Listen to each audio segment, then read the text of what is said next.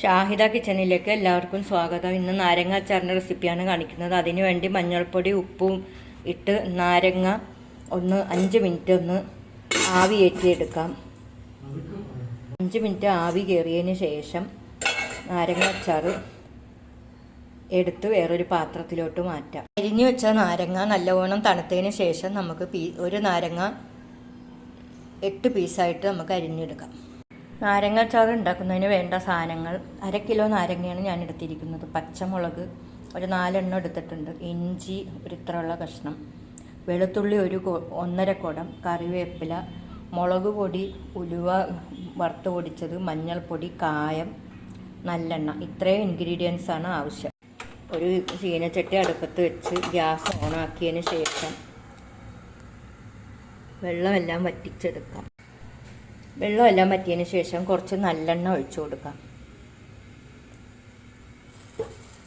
നല്ലെണ്ണ ചൂടാവണ വരെ വെയിറ്റ് ചെയ്യാം. നല്ലെണ്ണയുടെ ആ ഒരു മണം മാറിക്കിട്ടാൻ വെളുത്തുള്ളി ഒന്ന് വറുത്ത് കോരി കളയാം. നല്ല ചൂടായി വരുമ്പോൾ കടുക് ഇട്ട് കൊടുക്കാം. കടുക് നല്ല പൊട്ടി വന്നതിന് ശേഷം കറിവേപ്പില ഇട്ട് കൊടുക്കാം. അതിന് ശേഷം ഇഞ്ചിയും വെളുത്തുള്ളിയും ഇട്ട് കൊടുക്കാം.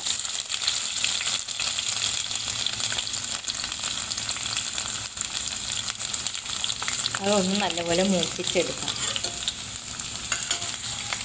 ഇഞ്ചിയും വെളുത്തുള്ളിയും നല്ല മൂത്ത് വന്നതിന് ശേഷം ഒരു 4 പച്ചമുളക് അരിഞ്ഞത് ഇട്ട് കൊടുക്കാം. പച്ചമുളക് ഒന്ന് വാടി വരുന്നത് വരെ ഒന്ന് വഴറ്റി കൊടുക്കാം. ഇഞ്ചിയും വെളുത്തുള്ളിയും പച്ചമുളകും ഒന്ന് വാടി വന്നതിന് ശേഷം നമുക്ക് ഫ്ലെയിം ഓഫാക്കാം. മഞ്ഞൾപ്പൊടിയും ഉപ്പും ചേർത്ത് വെച്ച നാരങ്ങ ചൂടൊക്കെ ആറിയിട്ടുണ്ട്. ഇനി ഇതുപോലെ 8 പീസെന്ന് ഞാൻ പറഞ്ഞു, പക്ഷെ ചെറിയ നാരങ്ങ ആയതുകൊണ്ട് 6 പീസേ ഉണ്ടാക്കാൻ പറ്റത്തുള്ളൂ. അതുകൊണ്ട് അങ്ങനെ 6 പീസാക്കി എല്ലാം എടുക്കാം.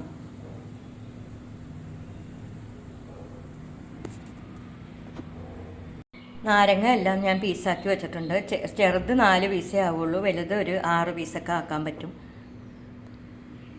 ഇത് ഇനി കുറച്ച് ഉപ്പിട്ട് നല്ലപോലെ ചേർത്ത് വെക്കാം. ഒരു 2 സ്പൂൺ ഉപ്പിട്ട് ഒരു 2 മിനിറ്റ് കുഴച്ച് വെക്കണം. ഉപ്പ് ഇട്ട് കൊടുത്തിട്ടുണ്ട്. ഇനി സാവധാനം അതിൻ്റെ ജ്യൂസൊന്നും പോകാത്ത രീതിയിൽ ഒന്ന് മിക്സ് ചെയ്ത് കൊടുക്കാം. ചൂടാറിയതിന് ശേഷം മുളക് പൊടി ഇട്ട് കൊടുക്കാം. ഒരു 4-5 സ്പൂൺ മുളക് പൊടി ഇട്ട് കൊടുക്കാം.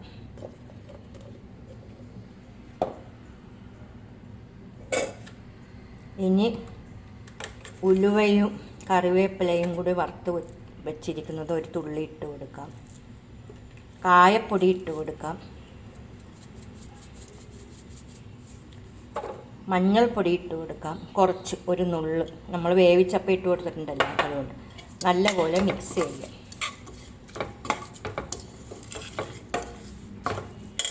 ശേഷം അടുപ്പ് കത്തിച്ച് ഒരു 2 മിനിറ്റ് ഇളക്കി കൊടുക്കാം. മുളക് പൊടിയുടെയും എല്ലാം ഒന്ന് ആ ഒരു ഇത് മാറിക്കിട്ടാൻ വേണ്ടിയാണ് കുത്തൽ. ഇനി ഓഫ് ചെയ്യുക. ഇനി ഓൺ ചെയ്യേണ്ട ആവശ്യമില്ല.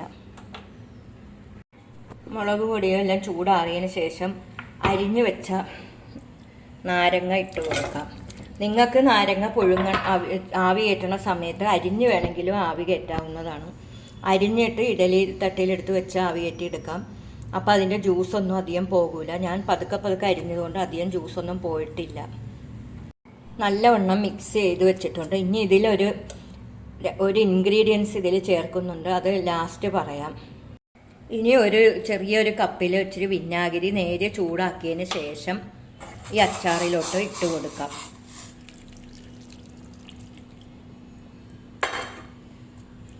ഈ അച്ചാർ 1 മാസം ഇരുന്നാലും കേടാവുകയില്ല.